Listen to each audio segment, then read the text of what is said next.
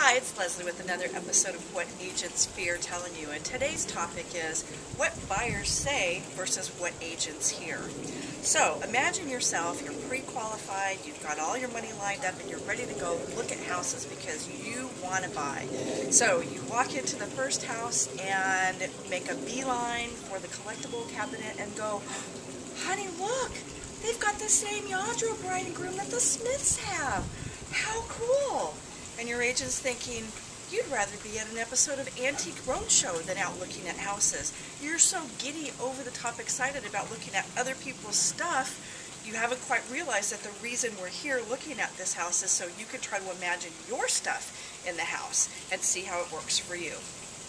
What's the next thing you might say?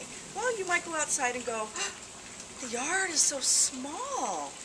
That's our clue that says you haven't quite gotten that there's a ratio between the age of the home and the size of the yard. Typically, the newer the home, the smaller the yard. So if you're going for new, upgraded, really current appliances and countertops and all those kind of finishes, the yard is probably going to have to go. So that's just balancing your priorities, but that's what we're hearing, is that you just quite haven't gotten that that's what every yard in that neighborhood is probably going to look like.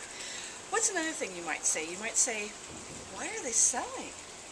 And we're thinking you want to know what's their motivation, but we're wanting to know, well, is it a house that you would even actually want to live in, regardless of why they're selling? Or we're thinking maybe you're trying to gauge their motivation to see if there's room for a lowball offer. Is this the one that you can come in and really lowball them because they're in a position where they have to sell?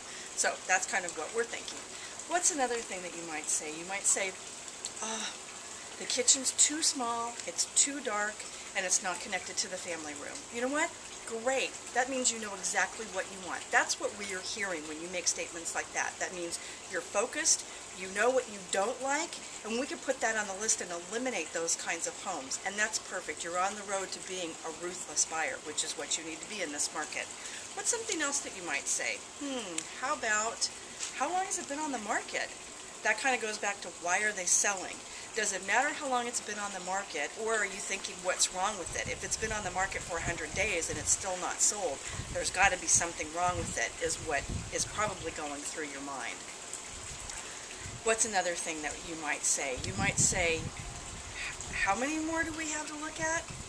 What we're hearing is you're overwhelmed. You've seen so many houses, you're getting them all mixed up. You're hungry, you're cranky because you're hungry, or you're cranky because you have to go potty, or all of the above. So that's when we know it's time to regroup, go through them all, kind of straighten everything out so you remember as much as you can, go back over your notes, regroup, and then figure out what the next steps are. I'm Leslie, just keeping it real in Orange County real estate.